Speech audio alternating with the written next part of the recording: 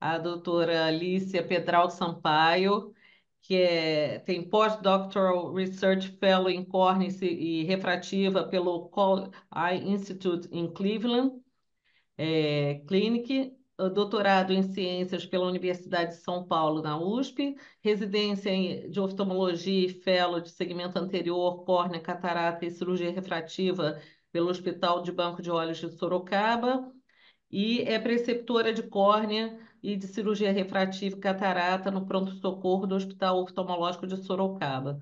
Então, é uma imensa honra, um prazer tê-la aqui conosco, Lícia, e temos certeza que você vai abrilhantar aí a nossa noite. Então, muito obrigada, né? Eu não sei se já estava todo mundo aí quando eu agradeci, então eu quero fazer de novo esse agradecimento, porque realmente eu fiquei muito feliz com esse convite, muito honrada. Queria agradecer de novo, Valéria, também. É uma parabenizar vocês e também agradecer a oportunidade de falar um pouquinho sobre as nossas pesquisas. E assim, pode ser bem informal, eu vou falando, mas eu falo bastante, vocês vão ver, mas assim, se quiserem me interromper para tirar dúvidas, podem, senão a gente tira no final também. Eu quero que seja uma coisa muito assim, entre amigos mesmo, né? Então, o que precisarem podem Polícia, falar. normalmente Então, a gente faz um formato assim, que a gente deixa para o final no chat as dúvidas dos colegas. certo. Eles colocam Uhum. e a gente vai lendo e vai tirando ao final, tá bom? Maravilha. Você sabe que geralmente quando eu apresento acaba sendo assim, né? Ninguém gosta muito de interromper, mas assim, se quiserem também. Mas é que às vezes a dúvida eu vou já falar, né? Então, às vezes no final é mais fácil porque muita coisa eu posso já ter falado mais para frente. Bom, então me Ah, tá pediram bom. hoje, né? Eu tive essa honra de poder falar um pouquinho sobre as novas perspectivas no tratamento do Reis corneano. E eu não tenho nenhum conflito de interesse com essa apresentação, mas sempre que eu começo falando, eu falo que, olha, muitas coisas que eu vou falar aqui na aula tem relação com as pesquisas que eu fiz na Cleveland Clinic, e lá a gente tem uma patente, né, do uso da losartana para fibrose corneana, pelo Dr. Wilson, pela Cleveland Clinic, e que agora essa patente foi para um laboratório da Grécia, né? Eles vão começar a fazer estudos também com a losartana, a Rafarm. E nossos estudos também foram financiados por grants. Mas aí eu também já gosto de falar assim, que muitas vezes a pessoa fala assim, ah, então você tem esse conflito de interesse é porque já desde o começo era assim. Na verdade, eu gosto de lembrar que quando a gente começou a estudar losartana, a gente não tinha conflito nenhum, nem o Dr. Wilson tinha, que era meu mentor lá nos Estados Unidos, né? E nem a Cleveland Clinic, porque realmente a gente não sabia o que que ia dar. Essa patente passou a existir depois que os resultados começaram a ser favoráveis, aí eles registraram, né? Mas no começo não tinha nenhum conflito de interesse, não. Então, para a gente começar falando um pouquinho, né, sobre reis corneano, opacidades corneanas, né? Qual que é o motivo da gente estudar há tanto tempo essas opacidades corneanas, né? Lá no laboratório do Dr. Wilson já tem mais de 30 anos que as pesquisas estão sendo feitas nessa linha de pesquisa de reis de opacidade. E isso é porque essas opacidades corneanas elas são a quarta principal causa de baixa de acuidade visual no mundo, né?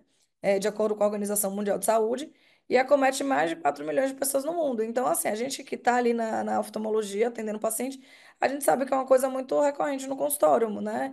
Não é a causa mais frequente, né? Tanto que é a quarta, mas é uma causa que acomete bastante paciente. E depois eu vou falar um pouco mais sobre isso, e é uma coisa que até o momento não tinha tanta coisa menos invasiva, digamos assim, para poder fazer para o paciente, né? Não tinha muitos colírios que realmente ajudavam nessas opacidades, eram muitas coisas mais cirúrgicas. Então vinha sendo buscado assim entender melhor esse mecanismo para prevenir, mas nos casos que não dá para prevenir, que vai ter a opacidade do mesmo jeito, como que a gente consegue tratar, né? E sempre quando eu vou falar de opacidade corneana, eu gosto de falar que é importante a gente ver a localização, né? Um exame de biomicroscopia anterior é muito importante. Eu sempre falo isso quando estou aqui no BOS, né? Com os residentes, com os fellows, avaliar. Um OCT de córnea ajuda bastante a gente a saber profundidade, que a gente vai falar um pouquinho depois, né? De que a depender da profundidade pode mudar os tratamentos cirúrgicos. E saber a causa, né? Vai ajudar bastante também e tem tudo a ver também para saber que casos que, por exemplo, a losartana poderia ajudar quando a gente vai falar disso, se tem a ver com miofibroblasto ou não. Então também é importante a gente tentar descobrir, né, qual que é o motivo dessa opacidade. E muito importante tentar fazer um teste de lente de contato. Eu sei que não é todo lugar que a gente consegue fazer, mas se a gente conseguir é muito importante para a gente diferenciar se a baixa de visão é pela opacidade em si ou se é por uma irregularidade. Porque às vezes a gente acha que é muito da opacidade, mas faz a lente e o paciente enxerga bem. Então é muito mais uma irregularidade ali do que a opacidade em si. E aí, né, como o tema de hoje, né, novas perspectivas sobre o tratamento do Reis corneano. Primeiro, vamos entender o que que é o Reis, né?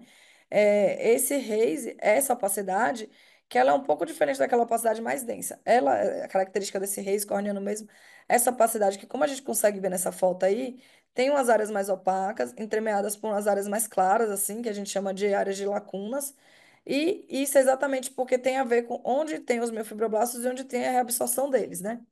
Esse Reis aí é uma coisa que isso aí já é muito bem estudado já há anos, antes mesmo de eu ir lá para o laboratório. Realmente esse Reis tem relação com esses miofibroblastos.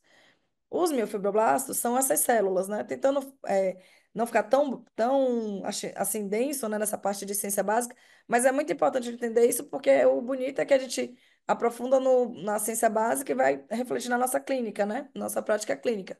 Então, os miofibroblastos são células contráteis que elas estão presentes, né? Elas vão se diferenciar sempre que tem alguma injúria. Isso não acontece só na córnea, isso acontece pele, pulmão, né? Quando tem alguma lesão, a gente tem aquele miofibroblasto ali que ele tem uma função contrátil para poder fechar aquela ferida. E assim acontece na córnea também, quando tem alguma injúria, seja um trauma, seja uma queimadura, seja um PRK, né, que é uma cirurgia refrativa que a gente faz, mas que o nosso organismo não sabe, né, que aquilo ali não é uma injúria. Qualquer um desses mecanismos vai fazer com que tenha essa diferenciação de miofibroblastos, que são células que vão tentar resolver, né, a ferida. E aí, né, por exemplo, aqui bem, né, o Reis pós-PRK, por exemplo, a gente acaba fazendo essa lesão ali no epitélio, na membrana basal do epitélio, no estroma anterior. E o que que vai acontecer? Vai ter o influxo do TGF-beta, que é uma citocina que está presente tanto aqui no epitélio da córnea como aqui da lágrima, vai entrar nesse estroma onde não deveria estar e vai ajudar a diferenciar o miofibroblasto. Tem outras citocinas também, tem PDGF, que é o fator da plaqueta, mas eu estou falando mais do TGF-beta, que é o fator de crescimento tumoral beta, porque o TGF-beta é o que a gente mais usa mesmo, né?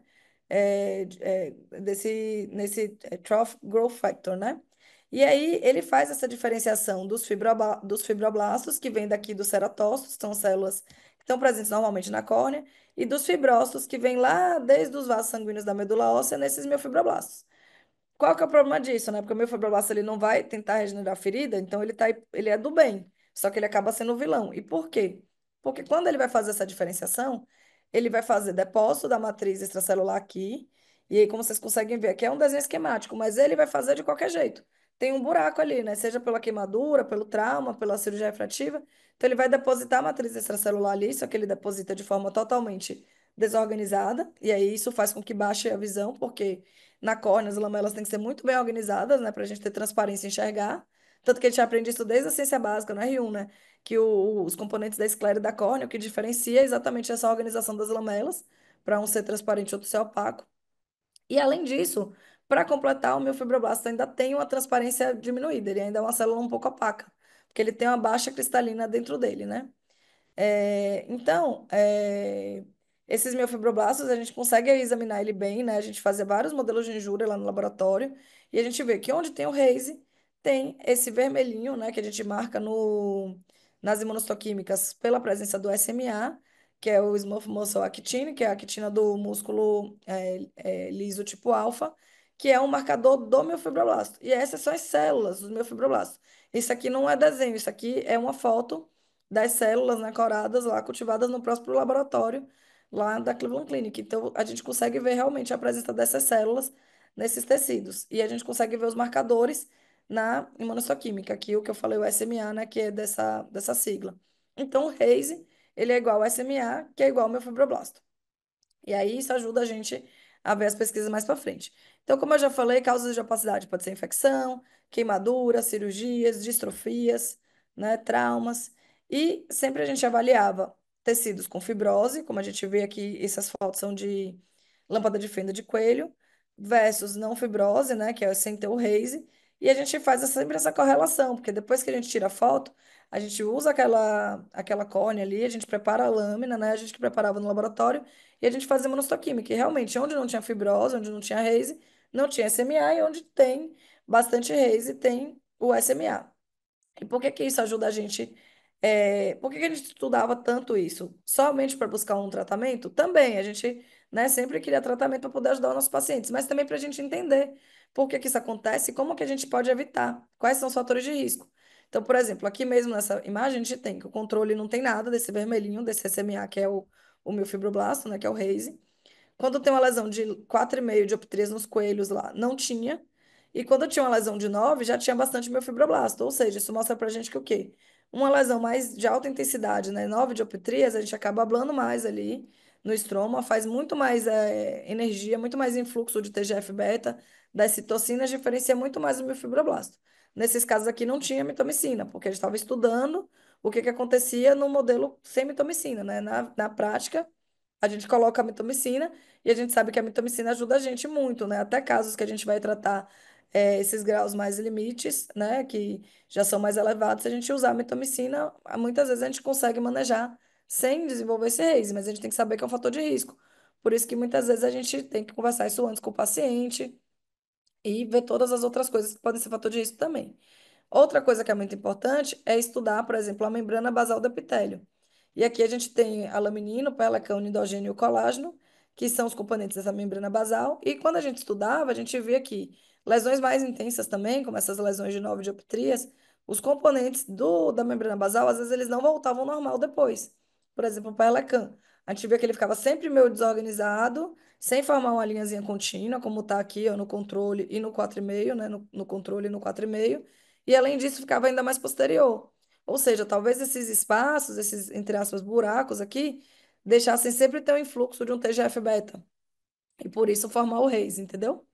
E a membrana basal do epitélio, né? Nossa córnea, a gente tem duas membranas basais. Tem a do epitélio, que são para as lesões que acontecem, tipo PRK, queimadura e tudo, e tem a membrana basal do endotélio, que é a nossa membrana de DCM, que aí seriam para as lesões posteriores, né? Também que podem acontecer, às vezes até mesmo um trauma na cirurgia de catarata, se a gente lesar ali, pode ter um influxo, pode ter uma opacidade, ou às vezes uma queimadura que pegue tudo, né? Por exemplo.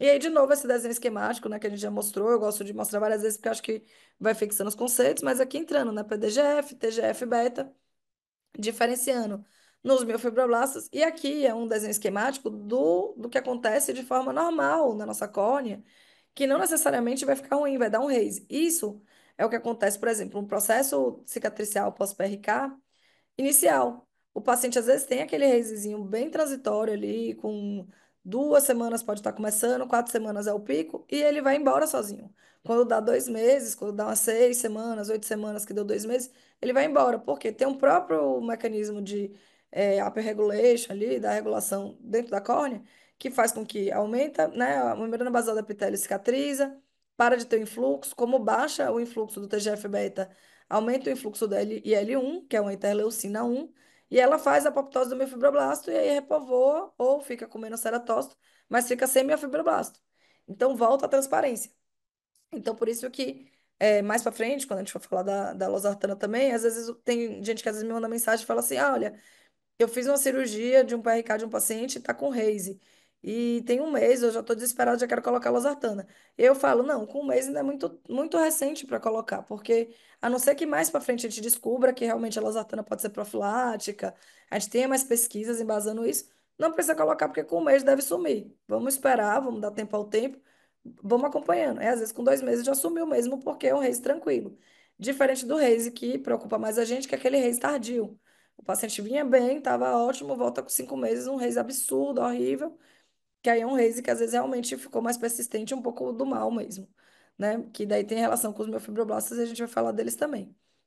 Então, aqui, só fazendo analogia com tudo isso que a gente estudou no anterior, também acontece no posterior, esse influxo de TGF-beta e essa diferenciação, e a gente viu isso também nos trabalhos lá com os coelhos. E outro fator de risco muito importante quando a gente faz uma cirurgia refrativa e também outras coisas, né? Quando a gente tem qualquer coisa, queimadura, qualquer outra injúria, um trauma, é cuidar do defeito epitelial persistente. Porque o fato de ter um defeito epitelial persistente ali, de ter esse epitélio aberto, ajuda nesse influxo de TGF-beta e aí ajuda a ter mais miofibroblasto, né? Então a gente fez uns trabalhos que a gente fazia PRK nos coelhos, os coelhos que não epitelizavam sozinhos, né? A gente deixava o antibiótico profilático e os coelhos que não epitelizavam, a gente tinha que excluir, né, do estudo. Mas mesmo excluindo eles do estudo, a gente depois sacrificava e avaliava as córneas.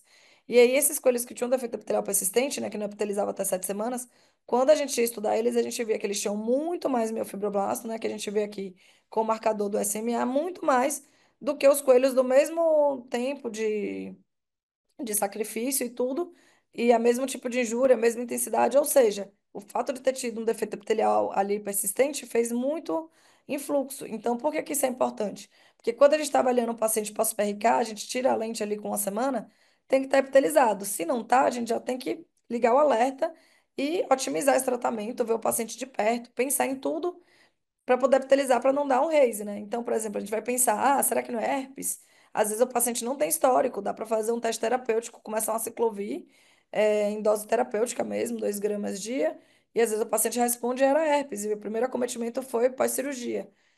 Otimizar o tratamento mesmo, lágrima artificial, doxiciclina oral, eu gosto bastante também. Hoje em dia já tem um colírio de insulina tópica para esses defeitos epiteliais mais persistentes, soro autólogo, e os cirúrgicos mais para frente, né? Membrana amniótica, taça, o que precisar. Mas a gente não pode deixar esse defeito epitelial. Tanto que é muito comum, às vezes a gente tem casos, né, que a gente está, por exemplo, tratando uma úlcera grave, aí a gente está ali, né, sofrendo, ou uma queimadura, aí fecha o epitélio. A gente fala, ufa, a gente conseguiu, né, fazer com que o defeito acabe, né, a gente conseguiu fechar a ferida. Mas aí quando a gente vai ver, tá um baita opacidade, né? Eu tô agora tratando um paciente pós-queimadura, que foi isso, a gente conseguiu fechar o epitélio dele e agora eu comecei a losartana porque tem uma baita opacidade. Então é por isso que a gente tem que ficar bem atento. E o outro fator de risco, né? Aqui só mostrando, né, a relação do defeito com o RAISE, e o outro fator de risco muito importante é a irregularidade. Teve um trabalho também que a gente fez, que a gente colocava uma tela e a gente avaliava. Esse trabalho foi feito previamente no laboratório do Dr. Wilson, até por colegas oftalmo brasileiros também, e via que quando estava irregular, dava também mais diferenciação de miofibroblasto, mais RAISE. E como que isso ajuda a gente, né? A saber duas coisas. Um, aqui, graças a Deus, a gente hoje em dia tem lasers melhores, né? As plataformas, os XMES, eles estão muito mais smooth, que eles falam, né? Muito mais suave a zona de transição, o tratamento ali para ablação, o que é bom, porque tem menos irregularidade. E quando a gente estiver desapitelizando também, se a gente está desapitelizando com a espátula, a gente tem que prestar muita atenção ali, desapitelizar bem certinho para não deixar nenhuma área marcada irregular. Não só por coisa de tratamento, aberração, mas também para poder não ficar irregular e não dar o raise. Então ajuda a gente nisso, né? Pensar sempre no defeito epitelial, irregularidade e que as maiores ametropias vão ter mais miofibroblasto. E aí tá, quando a gente tem essas opacidades corneanas, né? O que que a gente tem que fazer? Como a gente estava conversando ali no começo, né? Da aula, tem que avaliar qual que é a localização, a causa, fazer teste de lente, mas a gente também quer dar uma solução para o paciente, porque assim, muitas vezes o paciente tem um RASE, uma visão que não é tão ruim, às vezes ele tá um 20/30, 20/25, só que a qualidade de visão dele tá péssima, ele tá cheio de halos e glares, por isso que eu botei essa foto aqui, para te não esquecer de falar isso, porque assim, tem um paciente que eu até tratei aqui, que ele veio encaminhado, na verdade, aqui no BOS. Um colega iniciou o tratamento e mandou para mim que tinha começado a losartana. E mais para frente eu vou explicar toda a losartana. Mas assim, o paciente ele tinha uma visão de 20/30. Só que ele tinha feito uma cirurgia refrativa há 12 anos. E todo mundo falava, ah, não vamos fazer nada para você, porque o paciente com 20/30, né? Eu também não faria. É difícil você querer reabordar um paciente com 20/30 de visão. Você não tem como garantir que você vai conseguir uma coisa melhor. Só que ele sempre teve essa queixa desse glare, assim, desse halo. E aí foi iniciado a losartana e agora ele tá 20/20 parcial. E ele tá feliz da vida. Porque ele disse que, doutora, tinha uma névoa, assim, na minha visão, e agora sumiu. Então, às vezes, não é nem tanto a baixa de visão, mas essa sensação, né? E aí, como em tudo na vida, né, a gente, quando vai fazer o tratamento do paciente, a gente sempre vai tentar fazer do menos invasivo para o mais invasivo. Então, realmente, eu falo para os pacientes aqui, é uma escadinha, a gente vai do menos para o mais. Ah, né, assim, um tema que não é o tema da agora, mas, por exemplo, ceratocone, o paciente já chega muito aqui, ah, eu preciso do transplante, eu falo, não, calma, seu ceratocone é mais leve, então vamos primeiro, a gente tenta óculos, depois a gente tenta lente de contato rígida, lente escleral, aí não melhorou, tem um anel, daí o último caso que vai ser o transplante, né? Então, às vezes é muito isso, o paciente ele quer uma solução já mais imediata, mas a gente tem que sempre tentar do menos invasivo. Então, primeiro os colírios para depois ir para as cirurgias. E em relação aos colírios não tem tanta coisa, né? A gente tem o corticóide, a prednisona 1%, que o Reis até responde em alguns casos, mas pela literatura só 15% desse Reis responde com colírio, então é pouco, né? Tem também o Reis que vai melhorar sozinho com o tempo, que inclusive na hora que eu for discutir as coisas da losartana, eu vou dizer que é um grande, assim, viés para a gente conseguir dizer que com certeza foi losartana, é porque a gente sabe que tem reis que melhora sozinho mesmo com o tempo. Então, isso é mais difícil da gente dizer que foi isso. E alguns casos também que a gente coloca tacrolimus, ciclosporina, dependendo da etiologia, podem ajudar também na opacidade. Então, tem casos, às vezes, de herpes que a gente coloca, né, o tacrolimus junto e acaba ajudando. Infiltrados também pós-adenovirais, a gente usa o corticoide quando não resolve tacrolimus e às vezes eles conseguem também ajudar na opacidade. Quando a gente precisa fazer as cirurgias, daí a gente vai avaliar de quanto que, onde que tá e de quanto que é essa profundidade, né? Se for posterior, a gente pensa nos endoteliais primeiro. Vou ter até uma foto de um pós de MEC meu, imediato logo depois da cirurgia. E, às vezes, quando é anterior, a gente vai fazer de acordo com a profundidade. Se for uma profundidade, não sei se tem um slide com, não tem, né? Com os números certinhos. Então, se for até 150 micra, né, anterior, dá para fazer um PTK. E, né, que é um tratamento com é uma fotoablação terapêutica ali com o laser, né? E a gente precisa colocar uma mitomicina de 1 minuto, daí nesse caso, para poder evitar que tenha o raise. Quando já foi maior, né, a 250 de profundidade a anterior, daí a gente precisa fazer um FALC. Como eu sei que tem colegas também que não são só da área da córnea, né, que é um grupo que tem todas as áreas, assim, o que que seria o FALC? O FALC é um transplante que começa a sopa de letrinhas da córnea, né, mas o FALC é um transplante da lamela anterior bem fininho. E ele é feito com fento, por isso é o F de fento. Quando é o com sutura, que é o manual, assim, é com o SALC.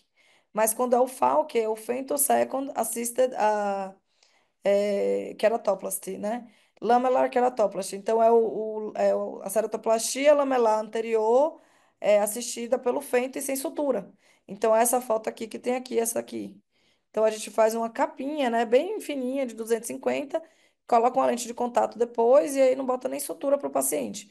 Mas tem casos que a opacidade já é muito profunda e a gente vai fazer o DALC, aqui é no intraoperatório de DALC, que a gente faz uma bolha, né, para poder conseguir dissecar a descer meu endotélio do resto do estroma e tirar aquele estroma todo, né, aquela parte toda anterior e deixar desse meu endotélio do paciente. Isso ajuda a diminuir o risco de rejeição e também as complicações a céu aberto, porque a gente tem aquela lamelinha ali tampando, e em último caso, um penetrante. Então, aí voltando, falando um pouquinho sobre o meu fibroblasto, né? Então, voltando ali para aquela questão do Reise, né? Uma córnea normal tem aquela questão ali do ceratócito, das lamelas de colágeno organizadas. E aí, como vocês conseguem ver, quando a gente tem uma córnea com cicatriz, né, com opacidade, a gente vai ter isso, né? Colágeno desorganizado, matriz celular desorganizada, presença desses miofibroblastos e aumento, né, desse alfa-SMA, que é dos miofibroblastos, dessas citocinas todas, de VGF e o TGF-beta sempre relacionado ali. É, aqui é um esquemático, né? Que eu já falei, a depender da camada, a gente vai, né? Indo do mais superficial, tipo um PTK, até o mais. Começa a ficar um pouco mais profundo, como um DALC, o penetrante que vai tudo, o de MEC que é mais posterior ali. E também lembrar que tem também a questão da neovascularização também, que daí a gente pode estar tratando também às vezes só os colírios da opacidade podem melhorar, às vezes precisa também alguma coisa para neovascularização. Uma crioterapia, uma Avastin, enfim, não é muito o foco dessa aula.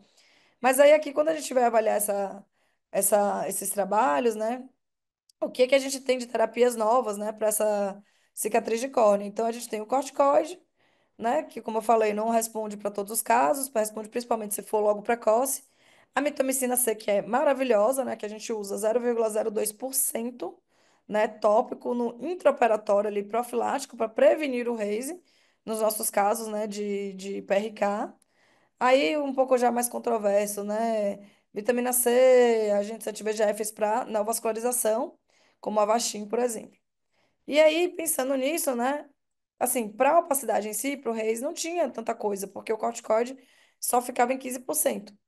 Então, como que foi essa questão do pensamento, né? Que começaram as pesquisas lá no nosso laboratório. Se o TGF-beta estava relacionado com a diferenciação dos miofibroblastos, né? Quando tem influxo, e se a gente inibisse esse TGF-beta, será que a gente não conseguiria diminuir essa diferenciação dos miofibroblastos e formar o Reis? Então, lembrando, né, que vamos supor, o nosso modelo animal, cirurgia refrativa, PRK, lesou ali o anterior, teve influxo desse TGF-beta, né, que estava ali na lágrima, no epitélio, entrou no estroma, só relembrando o começo da aula, para quem entrou depois, e diferenciou fibroblasto e fibrócito nesse meu fibroblasto que baixou a visão, que deu essa opacidade, né, que baixou a transparência, porque depositou a matriz desorganizada e ela também é uma célula que por si só tem baixa transparência. Então, vamos inibir esse TGF-beta aqui? Será que a gente não consegue inibir essa cascata? E aí foi assim que começou essa história da losartana. A losartana, né? Medicação que todo mundo conhece, um receptor, um BRA, né? Um bloqueador do receptor da angiotensina 2 que a gente já usa para hipertensão, para insuficiência renal crônica, que a gente aprende lá na época da faculdade de medicina, quando a gente ainda vê tudo isso, né? Só que ela tem um mecanismo, que é um mecanismo diferente, que nem todo mundo sabe, que ela impede a sinalização desse TGF-beta, né? Que eu falei no começo da aula, né? Desses Transforming Growth Factor, né? É o fator de crescimento transformador beta.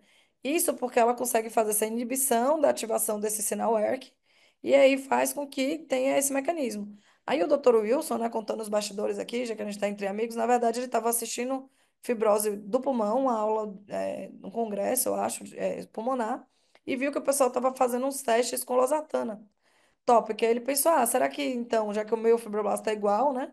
No pulmão, na córnea, será que se a gente inibir, colocar losartana tópica no olho não dá certo? Vamos tentar. Aí escreveu o grant, né?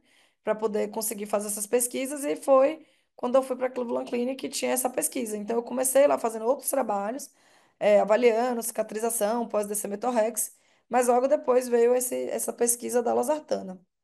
E, e aí, só um adendo também, antes que eu esqueça, a losartana tópica tem trabalho também, quando a gente olha no PubMed, até de cicatrização em pele também, pós-cirurgia plástica. Tem grupo que, por exemplo, usou, né, fez a cirurgia bilateral mamária, uma mama era tudo, era tudo, como é, cego, né? Você não sabia. Mas o paciente usava um frasco numa mama e na outra, e não sabia o que que era qual. Aí o frasco com a losartana tópica, a cicatriz ficou melhor do que o frasco que estava com placebo, entendeu? Só que só tem esse trabalho. Mas assim, talvez realmente tenha uma relação forte da losartana nos miofibroblastos de todos os órgãos.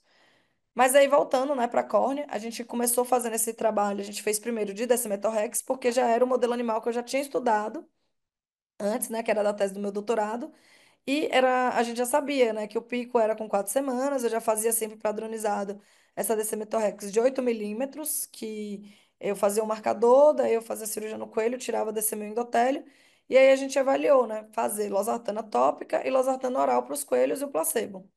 A losartana oral não ajudou em nada e ficou igual ao placebo, o que faz sentido, porque a gente nunca tinha tido nenhuma história de nenhum paciente que, eu já uso losartana na vida, né, e melhorei alguma cicatriz, então não tem a ver por conta da absorção mesmo. É igual a insulina tópica, né, paciente que já usa insulina porque é diabético também não tem nada a ver com ajudar a cicatrização, pelo contrário. O diabético tem até a cicatrização mais diminuída, né, quando tem coisa corneana, então precisa ser tópico mesmo por conta da absorção. E aí a gente viu, quando a gente fez esse trabalho todo mascarado, que eu botei uma fotinha aqui, nossos slides eram em número, eu não sabia o que que era o quê. A gente fez tudo isso, quando depois analisou, fez toda a imunohistoquímica, quando foi para fazer análise estatística e tirar o mascarado, né, a gente viu que tinha um grupo que estava muito melhor, que era o grupo da losartana tópica, que a gente vê aqui, né, que ficou muito menos vermelhinho, muito menos miofibroblasto, mais fino, e que tinha alguns coelhos que eles começavam até a querer melhorar o raise, mas assim, a lesão foi intensa e isso era só um mês de tratamento. Então não dava para dizer com certeza se ia melhorar ou não, mas foi o primeiro, né, e a gente não podia ficar mais tempo com os coelhos por conta da limitação lá, tanto do conselho, né, dos veterinários, quanto também das verbas. Então a gente fez, parou aí esse primeiro trabalho, mas aí depois disso a gente fez outros modelos. Eu não quero me aprofundar muito nisso, porque eu sei que essa parte é mais biologia, um pouco mais assim, né, mais densa, mais chata, né, para algumas pessoas que não gostam tanto, mas é só para mostrar que a gente estudou nos coelhos várias injúrias, não foi só Decimetorrex, não foi só PRK. A gente fez queimadura, né, nos coelhos e fez o tratamento losartana versus placebo e versus prednisolona e losartana com a prednisolona e mostrou que a melhor associação era quando fazia losartana com corticoide. E muita gente hoje em dia comenta comigo, Alice, eu acho que tem paciente meu que quando eu boto o corticoide com a losartana ajuda mais, talvez tenha um efeito sinérgico, porque são cascatas diferentes, né? A gente fez PTK irregular, que a gente colocou aquela tela ali, e aí também a losartana foi melhor do que o placebo. E aí só um adendo que no grupo que tinha um defeito epitelial persistente, que foi um coelho aqui, esse número 2 que não epitelizou, mesmo no uso da losartana, você vê que ficou muito reis, muito miofibroblasto, muito vermelhinho. E o que que isso alerta a gente? Que não tem losartana milagrosa que ajude se o defeito epitelial está ali aberto e tendo influxo de TGF-beta. Então, precisa primeiro cuidar de fechar a ferida para depois daí tentar diminuir a sua opacidade. E teve esse trabalho que eu acho que é o que mais tem a ver, né, com o tema da aula e com o que a gente. Assim, um modelo bem fiel que foi aqui. Eu fiz as cirurgias nos coelhos, foram 12 e eu fiz PRK de 9 dioptrias, né? Em todos eles iguais. E a gente não usava mitomicina, e muita gente pergunta, uai, mas por que que vocês não estavam usando mitomicina? Vocês querem que a losartana substitua? De forma alguma. A mitomicina já é uma medicação muito consagrada pós-PRK, muito utilizada. A gente só não usava mitomicina nos coelhos porque a gente queria que desse o Reise. Porque imagina se a gente usasse a mitomicina, que é uma coisa que previne o Reise, e daí a gente faz cirurgia em 12 coelhos, usa mitomicina, compara um grupo com losartana e um grupo com placebo e nenhum dá Reise. Então você não consegue saber se não teve efeito losartana, porque o amitriptilina foi tão bom que não deu Reise, entendeu? Então a gente queria desenvolver, né, que tivesse Reise, como a gente já sabia que tinha, por causa dos estudos prévios também, para daí a gente poder tratar. E aí foi isso, a gente não botou corticoide, a gente não botou mitomicina, a gente queria que desse Reise e a gente tratou. Imediatamente depois da cirurgia de PRK, a gente começou a usar losartana, um grupo usou losartana 6 vezes e o outro grupo usou o placebo 6 vezes, e aí vocês veem, né, que tem muita diferença entre o grupo veículo, né, entre o grupo placebo, que teve muito mais vermelhinho, que é esse reis, esse miofibroblasto, do que o grupo da losartana. Até antes da estatística já dá para ver, porque dá para ver que tem muito mais pontos vermelhos aqui do que aqui. E aí esse trabalho foi o trabalho que ganhou o melhor trabalho lá na JRS ano passado, e a gente ganhou até um prêmio, né, do Trautmann lá na Academia Americana. E aí foi muito bom ver esse reconhecimento, né, poder representar o Brasil, né, junto, né, porque não era só a Cleveland Clinic, era a pesquisa também da USP. Então estava representando tanto a Cleveland Clinic quanto o Brasil. E foi bom porque a gente começou a ter um pouco mais de visibilidade na questão da losartana, de reconhecimento, e foi uma coisa que ajudou muito a iniciar essas pesquisas para os pacientes também.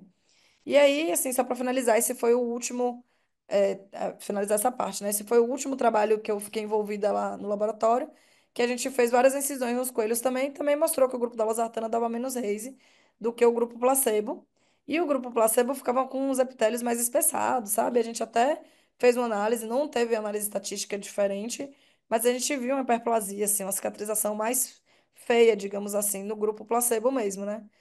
E aí, agora os trabalhos continuam, né? Eu voltei para o Brasil tem um ano e meio, mais ou menos, e os trabalhos continuam. E aí, o que que eles têm visto lá? Que o que que o grupo a gente está recomendando? Que se tem um epitélio aberto, primeiro a gente quer que feche esse epitélio e não comece a losartana, só começa a losartana 0,8 depois do epitélio fechado. Mas se quiser muito começar a losartana antes, reduzir para 0,2 para não atrapalhar nesse efeito de fechar o epitélio. Por quê? Tem TGF-beta presente na lágrima, então a gente não quer confundir isso. E além disso, outra coisa muito importante que a gente viu, né, no nosso grupo, né, que continuou as pesquisas, eu não estava nesse trabalho mais, não estou nesse paper, mas o grupo continuou, eles viram que não dá para aumentar a concentração também. Porque quando eu falar agora da parte dos pacientes, os laboratórios começaram a manipular e teve gente que pediu 0,8% por engano. Porque o 0,8 miligrama ml é igual a 0,08%. E aí usou em paciente e não deu nada, ficou bem, não teve efeito colateral, não teve toxicidade. Porém, nos coelhos eles fizeram 0,8, 8 e 40. E nos coelhos que eles trataram com 40 miligramas ml ficou super tóxico, né? O coelho ficava com o olho muito irritado, vermelho, apertando, assim, fechando. E teve até que ser descontinuado esse estudo e sacrificado, né? Então, isso assim, mostra muito da toxicidade da losartana em alta dose, porque como eu mostrei aqui na aula, eu fiz vários modelos animais, né? Eu, não só eu, o grupo, né, que estava junto, eu, o Guilherme, a Valéria, o Shiju, todo mundo que estava lá junto com o Dr. Wilson faz vários modelos animais. E foram quase, a parte da losartana em si foram uns 3 anos de pesquisa. Eu fiquei no laboratório 3 anos e 7 meses. Eu nunca precisei dar morfina para nenhum coelho, porque nenhum sentia dor. O máximo a gente controlava com acetaminofém, né, com Tilenol na água e misturava e dava para eles beberem. E esses coelhos precisaram tomar morfina e serem descontinuados, ou seja, foi uma toxicidade. Então, assim, não dá para aumentar a concentração, porque é uma coisa que muita gente me pergunta, porque a posologia, ela ainda está sendo chata, né? 6 vezes ao dia, 0,8 miligrama ml. E aí muita gente fala, será que se a gente aumentar e diminuir e fizer só 2 vezes ao dia, 3 vezes ao dia, vai ter uma melhor adesão do paciente? Mas daí a gente não pode aumentar ainda, tá aos pouquinhos, né, fazendo esses estudos para ver se dá para aumentar a concentração. E aí Falei um monte de coelho, né? Mas e aí, os nossos pacientes? A gente migrando do coelho para os pacientes. Então, a gente tem esse primeiro trabalho publicado, né? Como que foi essa história? O doutor Renato Ambrosio, ele também foi fellow do doutor Wilson, ele estava por dentro dos trabalhos, né, de losartana, a gente tinha comentado, o doutor Wilson tinha comentado, e mandaram para ele esse paciente que estava com a acuidade visual de 20/200. Foi um pouco atípico, porque não foi pós-PRK, foi pós-LASIK. Mas tinham levantado o flap, mexeu de novo, ficou com essa opacidade aí, estilo um DLK. E aí foi tratado com a losartana 6 vezes ao dia e a visão melhorou para 20/30. E foi usado a dose de 0,8 miligrama ml, porque era a dose do nosso último trabalho com os coelhos, e foi usado por 5 meses até o paciente melhorar. É por isso que a gente fala que é bom tratar pelo menos 6 meses, para ver se não vai dar para melhorar. Esse é outro trabalho que a gente usou a losartana, né, para o Reis também corneano. Esse trabalho foi esse paciente, quer dizer, esse caso foi um paciente que quem tratou foi até uma colega e amiga minha, a doutora Daniela Arroio, lá em Ribeirão Preto. Foi mandado para ela, esse paciente, para avaliar transplante de córnea, só que era um menino de 14 anos. No outro olho, ele tinha uma cicatriz de mácula e uma visão de conta-dedos. E aí ela me mandou mensagem, né? Ela já tinha visto minhas pesquisas, e aí me mandou, ei, amiga, como é que faz a losartana? O que que vocês têm de evidência e tal. E a gente conversou muito sobre isso. Eu falei, olha, a gente está começando os trabalhos em pacientes, não sei se vai melhorar, né? Eu sempre falo para o paciente, a gente não tem como saber se vai melhorar. Mas eu falei, até então não tem efeito colateral relatado, a gente pode fazer uma tentativa. E já tinha mais de um ano que esse paciente estava sendo acompanhado com ela, assim, ela já tinha tentado antiviral, tacrolimus e não tinha melhorado, porque eu sei que é uma coisa que muita gente às vezes questiona. Será que essa opacidade não ia melhorar sozinha com o tempo? Talvez. A gente não consegue dizer, né, jurar, né, com casos, assim, casos isolados que foi a losartana. Mas ela acredita muito porque ela fala assim, foi começar a losartana e mudou bastante e estava já acompanhando ele e não melhorava. E aí a opacidade melhorou, diminuiu e a visão melhorou de 20/200 para 20/20. Então, esse paciente, assim, para mim, foi um paciente que eu penso assim, nossa, se não foi a losartana, se foi o tempo, o que é que foi? O bom é que o paciente está bem, né?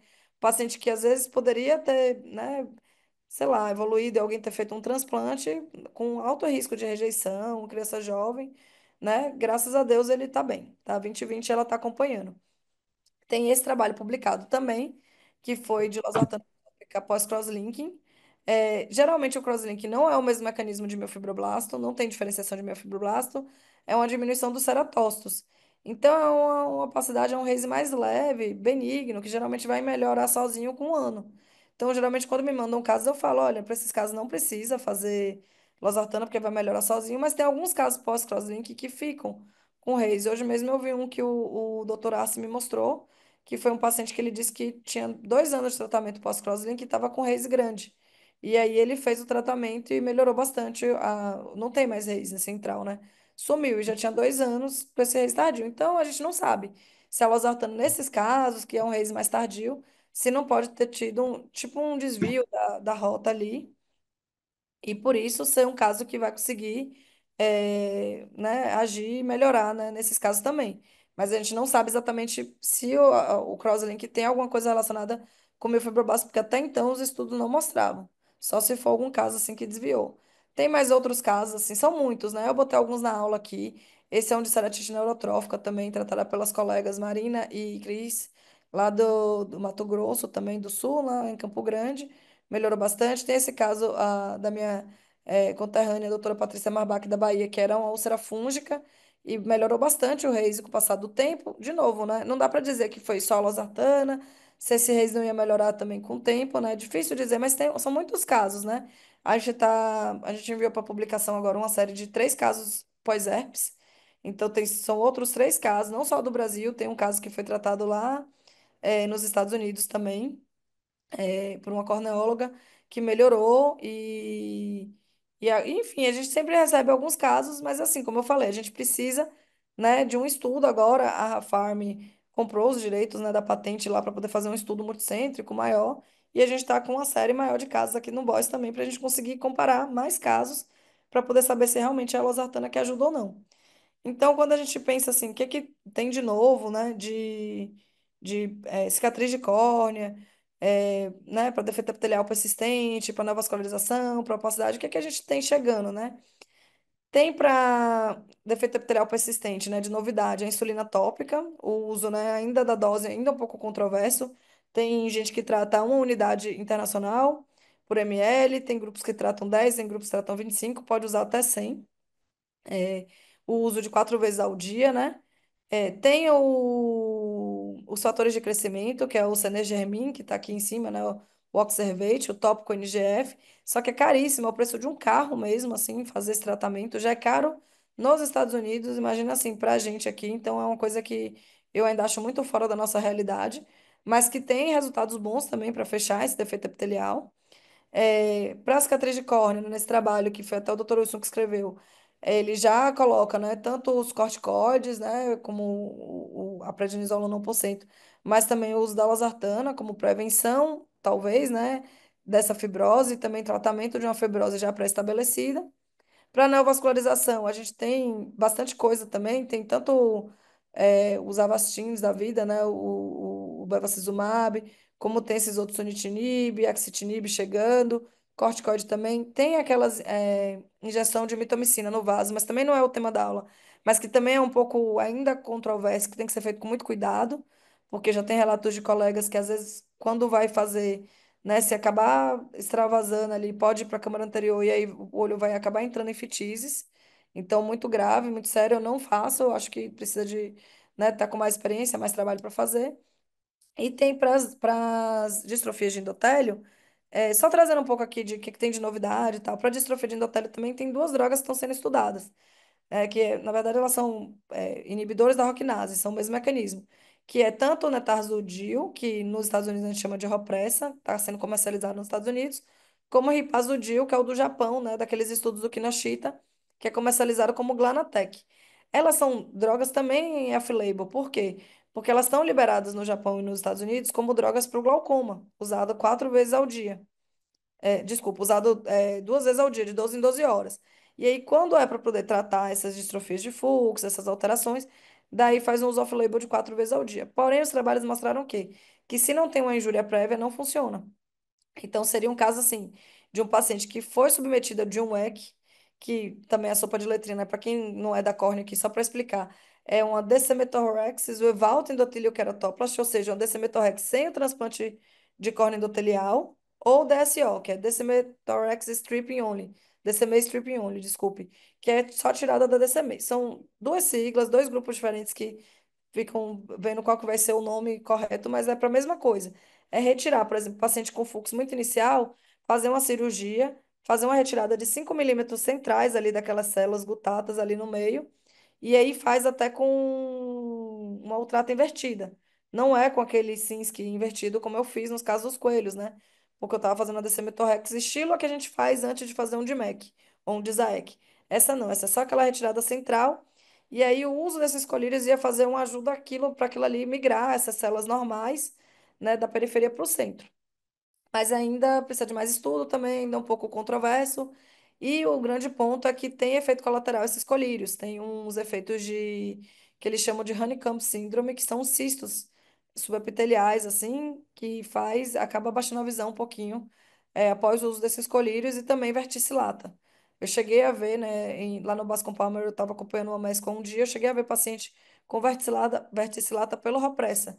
E aí eu nunca tinha visto, né, porque a gente não usa o Ropressa aqui no Brasil. E lá no laboratório do Dr. Wilson a gente faz mais a parte refrativa, não tinha ninguém usando o Ropressa e o Natazodil, né? E ele falou, não, é muito comum, a gente vê bastante. E aí, mas aqui geralmente a verticillata não dá baixa de visão, mas até tem relato no PubMed de um caso que descompensou bastante a córnea por uma verticillata pelo uso desse colírio. Então, assim, o bom é que tem muita novidade chegando, né? Mas muita coisa que ainda precisa de mais estudos para a gente conseguir saber. Então, assim, novidades no tratamento do Reise. O que que a gente tem para o Reise, né? O que a gente tinha antes, que é o colírio, a gente sempre vai do mais básico para o mais avançado, como eu falei no começo da aula. Então, quando eu pego um Reise pós-PRK, primeiro, né? O raciocínio, né? É primeiro pensar, se a lesão foi agora, um PRK, por exemplo. Tá recente, eu não faço nada, porque vai melhorar se foi um mês, 2 meses. Agora, aquele Reise mais tardio, que precisa de tratamento, ou um Reise pós outras coisas, né? Herpes enfim, um trauma, uma queimadura. Daí a gente vai sempre fazer o tratamento assim das coisas mais básicas para mais avançado. Primeiro tenta o corticoide, prednisolona 1%, não melhorou, tacrolimus, não melhorou losartana. Aí tem gente que me pergunta, posso associar tudo junto? Até pode. Às vezes eu falo para não associar porque talvez já fosse melhorar só com prednisona 1%. Porém, é difícil, né? No consultório, às vezes a gente tem paciente muito ansioso, que já quer melhorar logo, e às vezes a gente fala, olha, eu tô vendo tão bons resultados com a losartana, já acredito tanto na medicação que eu já quero colocar junto. Como não tem efeito colateral relatado, dá para fazer também, né? Desde que tudo muito bem explicado para o paciente. E parece que talvez tenha esse efeito sinérgico, por serem de cascatas diferentes. Mas o que é que eu falo, assim? Aí sim, aí se não melhorar com losartana, a gente vai para os tratamentos cirúrgicos, que também não são tanta novidade, né? Que é o que a gente já tinha. É fazer o PTK quando ele é mais superficial. Em alguns casos dá para fazer também ceratectomia, né? Fazer uma ceraté mesmo, tirando ali aquela placa, aquela irregularidade, depender da causa. Outro dia um colega até me falou que fez um caso que estava bem denso e fez uma ceratectomia, aplicou mitomicina 1 minuto, o paciente está ótimo. Então também dá para fazer isso e coisas mais avançadas a gente vai avançando nas cirurgias. E aí, o que que tem de novidade mesmo no tratamento do Reis acaba sendo a losartana, né? E aí, falando do colírio da losartana, só para recapitular, porque é muita informação, né? Mas assim, ele inibe a sinalização do TGF-beta, daquela figurinha que eu botei lá no começo, que está relacionado, né? O TGF-beta relacionado com a formação do Reis. Por quê? Diferenciação de miofibroblastos. Porque deposita a matriz extracelular desorganizada e ela é uma célula que tem baixa transparência. Aí faz o Reis. Aí a losartana agiria ali inibindo essa sinalização. É um uso tópico, off-label ainda, então a gente vai explicar para o paciente, olha, a losartana é uma medicação que é segura em pacientes, já é usada há muitos anos, né, como comprimido, mas agora tem o colírio, é tópico, a gente vai fazer esse teste, mas ele ainda é off-label, tem que fazer em farmácia de manipulação. Explicar isso para o paciente depois não descobrir, né, sem a gente ter explicado, isso não dá nenhum problema. E tem que ser uma opacidade relacionada com a diferenciação de miofibroblasto, porque se não tem a ver, a gente não sabe explicar por que que poderia agir, né? Por que que poderia ajudar. Porque na nossa cabeça só faz sentido, o racional é exatamente agir ali na inibição do miofibroblasto. Então tem que ter uma opacidade que tenha miofibroblasto.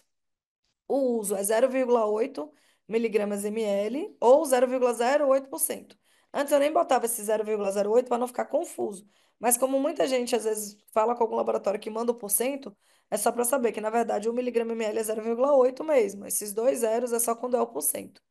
E é 6 vezes ao dia. Por quê? Porque nos trabalhos que a gente fazia na Cleveland Clinic, eram todos 6 vezes ao dia que a gente pingava nos coelhos. Então, a gente acabou fazendo a extrapolação para os pacientes com 6 vezes ao dia mesmo. E a gente fala que 6 meses de tratamento é o mínimo. Aí, como que a gente faz em relação a esse tempo? Por exemplo, como é que eu tenho feito? Tratei um paciente 6 meses, não melhorou, aí eu suspendo. Eu falo, olha, não melhorou nada, realmente não vai funcionar para o seu caso, ou porque talvez tem medicação, né, que tem aquela porcentagem de eficácia. Talvez não vai funcionar para todos os pacientes, mesmo no caso certo, ou talvez para aquele caso ali não funcione, né? Agora, se eu vejo que com 6 meses está melhorando, ainda não está total, mas está melhor, às vezes eu deixo mais tempo. Tem um pós-Reis e pós-herpes do Rodrigo, que foi meu colega lá na Cleveland Clinic, que ele estava lá quando eu cheguei, e a gente ficou um ano junto, e depois ele voltou para o Brasil, e ele está até como orientador na USP também, e ele falou, olha, teve um paciente meu que com 6 meses estava parecendo que ia começar a melhorar, e eu mantive. Com 9 meses o Reis sumiu. Então, às vezes, vai muito assim, da individualização de cada caso. Então, se você acha que, nossa, ainda não está tão bom, mas está melhorando, mantém um pouco mais. Mas se você acha que não melhorou nada, suspende. E se resolveu? Nossa, tratei 6 meses, 9 meses, que seja, resolveu, sumiu a opacidade. Como que a gente faz para regredir? Aí também não tem, né, nenhum estudo falando sobre isso, não tem consenso. O que a gente tem feito é baseado no corticoide, a gente tem feito uma regressão lenta. Então, até o paciente ele não quer parar também, porque mesmo sendo bastante gota, ele fica, ai, mas eu não quero mais voltar a ter aquela opacidade, aquele haze, aquela baixa de visão, aquele glare. Então, a gente vai diminuindo. Então, o que eu tenho feito nos pacientes é, tá bom, agora a gente vai usar 4 vezes, um mês. Aí, agora a gente vai usar 2 vezes um mês e eu tenho deixado uma gota uma vez por mês, para poder ver se isso não volta, porque a gente não sabe se parando essa inibição do TGF-beta, paranolosartana, se não pode ter ainda a lesão que, mesmo antiga, por exemplo, como eu mostrei no começo da aula, o Pelecan ali, que nunca voltou na membrana basal do epitélio, talvez tenha lesão que não voltou mais, não cicatrizou normal e que pode ter influxo. E aí, por isso, né, pode ter essa opacidade mesmo depois tardia e voltar, né? A parte boa é que não tem efeito adverso relatado até então, nos coelhos, a gente conseguiu mostrar, né, estatisticamente significativo que tinha esse efeito. E nos coelhos, a gente conseguia comparar um grupo placebo. a gente conseguia controlar o ambiente, pingar 6 vezes certinho. Nos pacientes é muito difícil, porque a gente nem sabe se eles pingam certo, 6 vezes é bastante, as lesões são diferentes, não são padronizadas, e até quando funciona a gente fica naquela, né? Era losartana? Será que não ia melhorar com o tempo? Então, mais estudos são necessários, mas a gente fica feliz porque é alguma coisa que, né, parece que talvez seja promissor, mas eu sempre fico muito assim, quando eu vou falar, porque foi a minha pesquisa, então não quero que pareça que, ah, não, ela está apaixonada pela losartana e não consegue ver. Não, não conseguimos dizer, né, se realmente é a losartana mesmo, e é para isso que a gente precisa de mais pesquisa. É agora, né, que a gente está começando essa série com mais casos no Boys, que a Raw Farm vai fazer ensaio clínico, né, esse laboratório da Grécia que comprou a patente e tudo, né, que vai fazer essas pesquisas, a gente vai conseguir no futuro saber entender melhor os casos que funcionam ou não. Mas por enquanto a gente fica, né, nessa tendência de, assim, o que que eu faço na minha prática? Eu penso, é um paciente que eu tenho outra coisa melhor para fazer logo, eu vou fazer. Mas às vezes não tem, né? Às vezes é um paciente que a gente fica naquela, não quer fazer uma cirurgia. Então, se a gente puder fazer esse losartana, ou às vezes até um paciente que, por exemplo, para transplante, vai colocar na fila, vai demorar, né? Não são todos os lugares que a fila é rápida. Se a fila for demorar muito, às vezes vai tratando com losartana e vai vendo, vai que melhora. Só que, na verdade, assim, os casos que já vão para indicação de transplante geralmente não vão melhorar com losartana porque são muito opacidades muito mais densas, muito mais graves, né? Porque um Reis pós-PRK, por exemplo, a gente não vai precisar chegar nesse ponto, né? A gente resolveria com fé antes com um PTK, por exemplo. Mas é isso, eu acho que é muito individualizar cada caso dos pacientes, né? Deixar sempre pedir para eles avisarem se eles tiverem algum efeito colateral. E aí só o tempo, né? Vai dizer, eu falo assim, não, eu queria ter uma bola de cristal, né, para saber o que que vai ser no futuro, mas só o tempo mesmo vai dizer. Queria agradecer aí a todos que, né, quase uma hora aí falando sobre tanta coisa de biologia também. Obrigada aí pela atenção e mais uma vez agradecer esse convite de estar aqui. Estou muito feliz de participar dessa reunião e muito honrada com esse convite. Obrigada. E a gente pode ver as dúvidas, né? Lícia, maravilhosa sua aula, como sempre, você é incrível, densa, didática, perfeita, enfim, maravilhosa. Eu já vi que tem várias perguntas no chat, mas eu vou assim, eu vou começar eu fazendo algumas perguntas, enquanto isso eu já dou tempo de mais pessoas colocarem no chat. Você já teve algum caso que o paciente começou a usar o colírio de losartana, parou o tratamento e depois ele voltou mais adiante a usar e você chegou a ver alguma diferença em relação à questão de interrupção? E outra coisa, eu sei que infiltrado você pode começar com corticoide, mas você tem experiência de losartana, colírio de losartana em infiltrados, tratamento? Então, excelentes perguntas, né? Você é sempre brilhante, né, Valéria? Excelentes perguntas, assim. Do infiltrado, falando primeiro dessa última, né? Na verdade, assim, tem uma colega minha que tratou a Andressa, ela fez fellow aqui no BOS e agora ela voltou para o Maranhão. Ela mandou até no grupo do SBC um dia as fotos do infiltrado. E ela falou, olha, são infiltrados, pós-adenovirais, não respondeu com corticoide, não respondeu com tacrolimus, coloquei a losartana, melhorou. Aí ficou toda aquela polêmica, porque dos infiltrados, né, o mecanismo não seria assim, o meu fibroblasto, a gente também não sabe, ninguém nunca estudou muito isso, a gente realmente fica naquela sem saber 100% e também, será que esses infiltrados vão melhorar com o tempo? Mas, de novo, é como eu falei, né? Às vezes você tem um paciente com infiltrado, já tentou uma coisa, já tentou a outra, às vezes tentar a losartana, porque, né, vai que. Porque é muito também chato falar para o paciente assim, olha, a gente fez, mas vamos ver, com o tempo vai melhorar. O paciente fica muito assim, né? Ansioso, querendo que você possa dar uma solução melhor, né? Não só esperar com o tempo. Então, eu acho que assim, os meus pacientes que eu tive, que eu vi aqui no hospital, ou que não eram meus, que mandaram, ou meus que teve conjuntivite, teve infiltrado, geralmente ele já conseguiu melhorar com corticoide. Então, eu não cheguei nessa fase. E aí eu falo, eu não gosto de acrescentar, iniciar tudo junto, primeiro porque eu acho que é muita coisa para o paciente, né? Então, se o paciente está tranquilo, eu falo, vamos tentar um, depois se não melhorar, a gente faz o outro. Então, geralmente, até o tacrolimus melhora, assim. Mas se não melhorar, assim, eu acho que vale a pena. Tô até um colega oftalmo também estava conversando comigo essa semana, que ele tá com infiltrado no olho, e ele falou, olha, eu vou querer usar, porque eu já usei o corticóide, não melhorou nada, comecei o tacrolimus agora, ainda não fez efeito, mas eu quero usar, quero tentar. E, sinceramente, eu tentaria no meu olho, porque eu falo assim, já que não tem efeito colateral, né? dá para tentar. E aí a sua outra pergunta, acho que foi de um paciente que tivesse parado e voltado. Comigo, acho que nunca aconteceu. O que eu acho que já aconteceu com alguns colegas é paciente que, às vezes, até mesmo por não saber que o tempo é demorado, de 6 meses, usou um mês, 2 meses, não funcionou, aí, suspendeu. Ou o paciente quis parar porque não quis mais usar, ou oftalmo. Aí depois falou, olha, tem que ser mais tempo, e voltou e usou. Isso eu já vi acontecer, mas não de ter resolvido a lesão e ter voltado e ter que voltar de novo, entendeu? Mas por falha de adesão mesmo. Show. Eu vou já ler as perguntas no chat, agora só para acrescentar, já que um dos fatores de risco são as altas ametropias, quer dizer, num paciente que tivesse uma alta miopia, você já ficaria de orelha em pé para possivelmente usar a losartana? Eu acho que no futuro, se a gente conseguir provar que realmente a losartana tem melhorado em todos esses casos, né? Porque por enquanto a gente acha que sim, por serem tantos casos e muitos que a gente fala, olha, eu já acompanhava esse paciente e só melhorou depois do uso da losartana. Então, por enquanto, eu acho que ainda é cedo para a gente fazer isso, porque a gente precisa de mais pesquisas. Mas eu acho que se a gente conseguir provar que não, realmente, a losartana é uma medicação que em vários casos já passaram de melhora, eu acho que aí sim, valeria a pena. Porque aí você faz um paciente oito dioptrias, né, de miopia, e você bota mitomicina e você já começa a losartana, porque já que não tem efeito colateral, e também, se a gente conseguir continuar isso de não ter efeito colateral, vai ter a longo prazo agora, né, pacientes que já usaram por mais tempo, aí eu acho que já valeria mesmo ficar de olho, assim, para colocar junto. Mas, por enquanto, não tem evidência. Teve até alguém que me falou, eu já vou começar e tal, porque... Falou, não, também não pode, porque senão a gente acaba fazendo as coisas na nossa cabeça, né?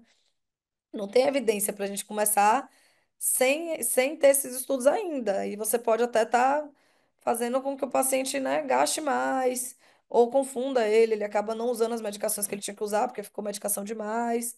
Então, eu acho que o ideal é, por enquanto, não. Mas, com certeza, no futuro já ser uma coisa. Acho que pode até deixar a gente mais em paz, né, Valéria? A gente pensar assim, vou fazer esse paciente, mas aí que bom que já existe mitomicina, que bom que já existe losartana, e com fé nós vamos ter Reise para ele, né? Mas também sempre avisar dos fatores de risco, né? Os trabalhos com exposição solar não são muitos, mas a gente vê muita associação, principalmente aqui no Brasil, e a gente vê muito paciente, né? Aí no Rio de Janeiro, né, o paciente faz o PRK, quer aproveitar os dias do atestado, quer ir para praia, quando não é praia, quer ir para montanha, escalar, então também cuidar dessa parte. Me aperta só um pouquinho essa questão do desmame dessa losartana, porque eu entendi que era parecido como se fosse um corticoide, assim, o desmame. Então, É, como na é que você ver... faz esse desmame? na verdade é porque não tem, né? Não tem consenso, então é uma coisa que a gente está fazendo meio que baseado na experiência dos colegas, né? Naquela pirâmide de evidência, né?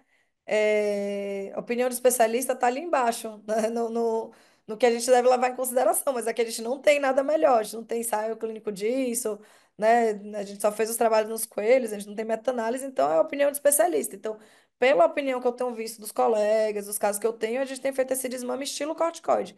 Só que mais longo, por exemplo, assim, eu deixo um mês, eu diminuo de 6 para 4.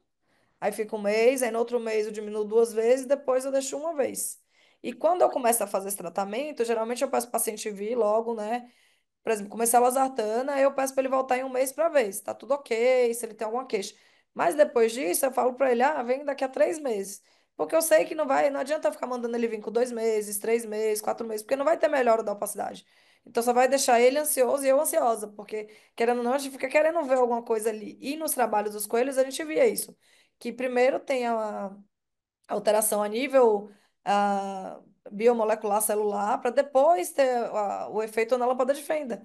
Então, talvez a losartana esteja ali, mas está invisível a olho nu, né, pra gente. Então, olhar na lâmpada de fenda não vai mudar. Então, eu gosto de falar assim, volta depois daqui a 3 meses. Depois que eu já vi o paciente, tá tudo bem. E aí voltar já com uns 4 meses, assim, para poder acompanhar. Bom, não sei se o Almir tem alguma pergunta para fazer para a Alice ou alguma colocação antes de eu começar a ler as perguntas do chat. Almir, você quer dar uma palavrinha? Ó, ativa o som do Almir, que Não, tá... não, já agora. Eu tenho umas dúvidas que são exatamente coincidem com as dúvidas do Mário Mota. Então, quando você ler aqui, você já vai esclarecer minhas dúvidas. Quando você seguir as perguntas do chat. Então, eu vou seguir agora, tá bom? Bom. Vamos lá. Doutor Mário fez várias perguntas, tá, Lise? Só para você se Excelente. preparar. A losartana atua também em fibrose, opacidades antigas, ou é mais preventiva ou em opacidades incipientes? Então, Ele botou assim: acabei de ouvir que em opacidades de até 1 ano poderia agir. É, excelente pergunta, doutor Mário. Obrigada aí por ter enviado. Então, assim, a gente, na verdade, como eu falei, a gente ainda está aprendendo um pouco mais sobre esse mundo, né, da losartana, mas o que a gente tem visto é que sim, atua em opacidades antigas, porque, por exemplo, esse paciente mesmo que iniciaram o tratamento e encaminharam para mim aqui no BOIS, ele já tinha uns 10 anos, 12 anos de PRK, não vou lembrar de cabeça certinho, então já era bem antigo. E a gente tem vários outros casos que já eram antigos e que aparentemente estão funcionando sim. Por que que a gente acha isso? Porque a gente acha que se tem o Reise ali, é porque tem alguma quebra na membrana basal do epitélio, que é o que a gente não consegue ver a olho nu. Então, o epitélio em si está cicatrizado, mas a membrana basal do epitélio não voltou, aquela laminina, nidogênio, parrelicã, principalmente o parrelicã. E aí deve estar tendo algum influxo de TGF-beta que está no epitélio para o estroma e fazendo essa diferenciação de miofibroblasto e dando opacidade. Então, aquilo ali, mesmo antigo, não está assim estabelecido, né? A gente tem muito isso de pensar que, é antigo, já está estabelecido, mas talvez aquilo ali ainda esteja agindo, né, na córnea. Então a gente acha que sim, mas claro que as opacidades acho que mais recentes, a ação é melhor, né? É mais rápido. Porque até porque tem menos, né? Miofibrilação diferenciado, menos influxo. Mas eu acho que vale a pena. Se não tem, é o mesmo raciocínio que eu penso assim. Se é uma opacidade mais antiga, nunca foi tentado nada, não tem muito o que fazer, vamos tentar. Mas pode ser que não funcione, né? Porque a gente tem esses casos de sucesso, mas a gente também tem casos que a gente está escutando que não funciona. Então a gente agora precisa entender, né? Por que que alguns funcionam, por que que os outros não funcionam, é a losartana, e aí conseguir entender melhor. E a outra pergunta dele, né, já adiantando, eu É, vi que tô. Outra dúvida, algum trabalho comparativo entre corticoide e losartana tópicos? Em pacientes, não. Em coelhos tem um só, que foi o que a gente fez pós-queimadura alcalina. A gente comparou corticoide sozinho, losartana sozinho e corticoide com losartana e o placebo. E aí mostrou que o melhor de todos era a associação do corticoide com a losartana. E entre corticoide e losartana ficou uma coisa assim, que a losartana foi levemente superior do que o corticoide, mas foi um trabalho que, assim, não dá totalmente para dizer, porque essa parte da estatística, estatisticamente significativo, de quando eram os dois juntos, era bem estatístico significativo, mas a diferença entre a losartana e o corticoide não era, e além disso foi uma lesão, porque o que que aconteceu? Quando a gente fez o trabalho da Decemitorrex, a gente fez um modelo animal antes, estudou, e daí aplicou da losartana versus placebo. Quando a gente fez a da queimadura, a gente não fez o modelo animal antes. Então, a dose que a gente colocou, na verdade, ela destruiu o estroma inteiro da córnea e chegou até o endotélio. Então, eram cicatrizes muito graves. Então, mostrou um pouco de melhora, mas assim, tinha muito miofibroblasto ainda em todos os grupos. Então, não foi o modelo ideal. Aí, depois, no finalzinho, a gente fez um estudo de vários coelhos com várias concentrações e tempo de queimadura para saber, para estudar. E agora a gente achou uma concentração ideal que é a que está sendo estudada. Aí eu achei que o Dr. Wilson ia repetir esse estudo e comparar com o corticoide. Mas o desenho que ele fez lá, o que que ele fez? Ele comparou a losartana e o placebo em cicatrizes já estabelecidas há mais tempo. Então ele deixou, fez a injúria no coelho, a queimadura, em vez de imediatamente iniciar o grupo losartano placebo, ficou um mês esperando a cicatriz formar bem pós-queimadura, e daí que começou losartana versus placebo e a losartana funcionou. Então foi um desenho um pouco diferente. Eu acredito que no futuro ele quer fazer esse desenho de comparar de novo o corticoide com a losartana numa injúria menor, porque essa injúria foi muito intensa, assim. Mas assim, o paciente não tem nada de avaliando. o doutor Mário Mota, Alice, também perguntou qual é o tipo de insulina usada para defeitos epiteliais, a É rápida, a, a a NVH, regular, outra, é a hã? regular.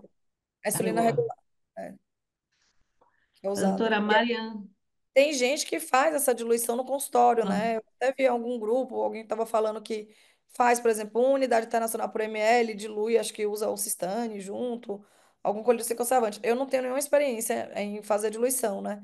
No laboratório, lá na Cleveland Clinic, a gente fazia da losartana. Inclusive, uma coisa que é interessante falar, não tanto para o Brasil, porque já é comercializado, mas algumas pessoas de outros países que vêm falar comigo, porque quando a gente começou os trabalhos, a gente fazia do comprimido. A gente dissolvia, batia, dissolvia, fazia o pó e daí a gente diluía. Por quê? Porque eu comecei comprando losartana oral, que tinha mesmo na farmácia da Cleveland Clinic. dos pacientes era mais fácil. E aí, quando o Acácio, né, que é da iFarma, foi fazer toda essa manipulação para o doutor Renato, ele começou fazendo losartana em pó. E a gente viu que foi bem eficaz e a gente foi estudar o nosso comprimido. E a gente viu que do comprimido de losartana mesmo, só 25% era losartana, o resto é tudo ligante. Então a gente teve que mudar a formulação das doses que a gente tinha no nosso trabalho e dizer, olha, onde a gente usou 0,8, na verdade a gente usou 0,2, que tem que dividir por 4. Então a gente tem esses adendos das nossas pesquisas iniciais, porque a gente começou e foi aumentando, né? 0,1, 0,2, a gente tinha chegado em 0,8. Mas esse 0,8 que a gente chegou, depois a gente descobriu que a gente voltou para o 0,2, e aí depois, os últimos trabalhos, a gente usou 0,8 mesmo do pó. Daí a gente pegava losartana em pó 100% e dissolvia no BSS e testava o pH para estar neutro de 7. E daí a gente fazia o colírio assim para os coelhos. Então tem gente que tem testado assim, em países que não têm acesso, né, à farmácia de manipulação, mas é um pouco mais complicado, porque envolve muita coisa de estabilização. Então a insulina é a mesma coisa. Eu não costumo preparar, eu compro já das farmácias, né? Não tenho nenhum conflito de interesse, tanto a iFarma, a Cotanuve, Centro Comercial Paulista, tem uma outra que eu esqueci o nome agora também. Enfim, todas essas farmácias têm feito, né? Então, assim, eu acabo pedindo mesmo das farmácias e não tenho preparado, nenhum nem outro. E também tenho experiência em casos de insulina que eu usei, tratei e fechou o defeito epitelial, assim, em cerca de 10 dias. Mas também é uma coisa que não são todos os casos, até nos trabalhos publicados em pacientes que eles já têm com mais N, às vezes tem 25 pacientes e fechou em 22. Não são todos os casos que funcionam, mas muitos casos eles ajudam. A É, doutora Marian Rachid botou a losartana agiria naqueles leucomas, númulos pós-conjuntivite viral importante. Foi mais ou menos o que a gente falou, né, dos infiltrados. E ela falou qual é o custo do colírio, onde comprar a losartana. O doutor Luciano pergunta, você acabou de citar aí as é, se três você farmácias. Você quiser, eu quiser te mando falar de até. novo? Desculpa. Não, Então, se não. você Qual é quiser, o eu posso te custo, mandar então? se você quiser, eu posso te mandar o contato dessa farmácia. Como eu falei, não tenho interesse comercial, né? Não tenho esse vínculo. Mas eu posso te mandar porque muita gente me pede, eu já mando o número direto para onde que pede, que já fica mais fácil. Mas se não, só no Google mesmo. iFarma, Nuve, Centro Comercial Paulista, elas têm. O preço é um pouco variável, né? Tem um desses laboratórios que vende por uns 40 e poucos reais. Só que é um laboratório que às vezes tem que fazer entrega, e aí tem mais um pouquinho do frete. E tem laboratório que tá uns 90, mas eu não vi nenhum lugar que tivesse mais de 100. E esse frasco que dura mais ou menos um mês. Porque já teve paciente que me mandou até as gotas. Ah, o frasco tem não sei quantas gotas, eu fiz a conta e ia dar para um mês, assim. Que ele queria saber. E aí já melhorou também, porque quando eles começaram a formulação, o colírio tinha que ficar na geladeira. Então isso estava muito difícil para os pacientes. E agora eles conseguiram melhorar a estabilização, aumentaram a validade para 2 meses, se eu não me engano, e não precisa mais ficar na geladeira. Então isso já tem sido muito bom.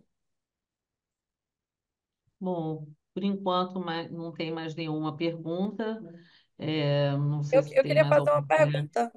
Se tem alguém Pode. que está assistindo que tem experiência, às vezes até se não funcionou mesmo, mas para a gente saber, olha, ou então nunca tentei, ou se alguém já tentou, porque eu gosto de saber mesmo, e tem sido legal ter essa troca, né, entre os colegas, assim.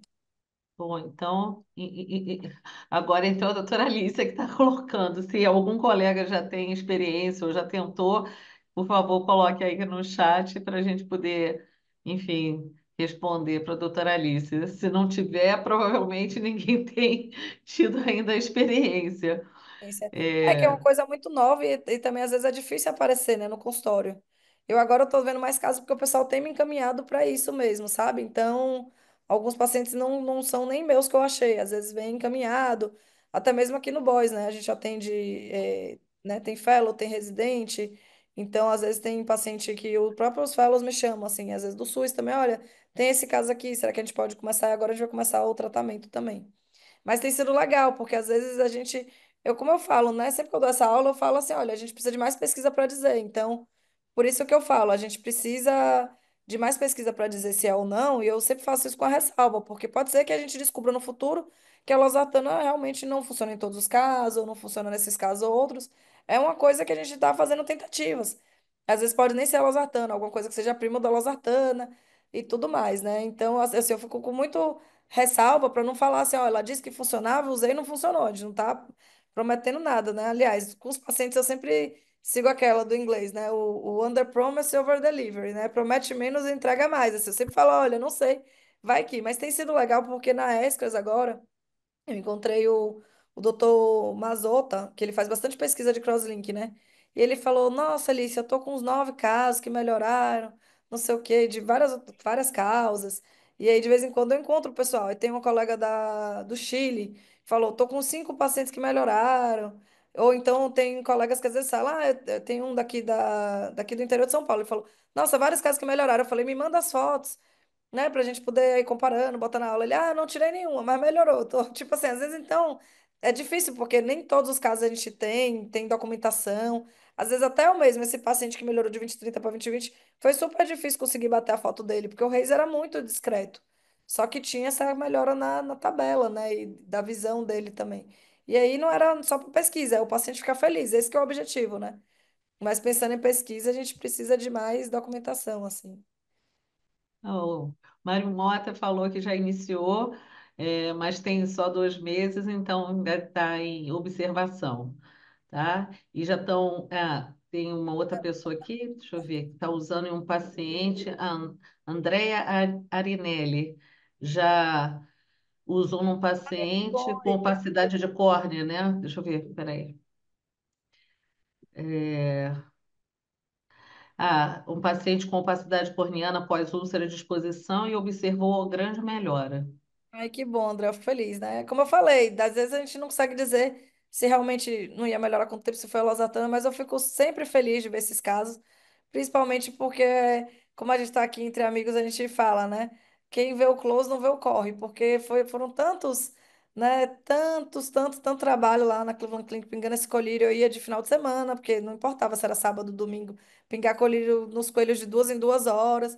Então, assim, quando eu vejo que, nossa, tem paciente que pode estar se beneficiando, né, melhorando a visão, enxergando, tipo esse menino de 14 anos, que essa minha amiga, essa minha colega falou, nossa, eu fiquei tão emocionada, a mãe chegou chorando, o menino que estava enxergando de novo. Isso eu acho que não tem preço, eu acho que é isso que estimula a gente a tentar fazer pesquisa, tentar estar fazendo essas reuniões de alto nível que vocês fazem, né? Que eu tô aqui falando no ouvido de vocês há mais de 1 hora, né? Numa quarta-feira à noite, todo mundo aí tem família, né?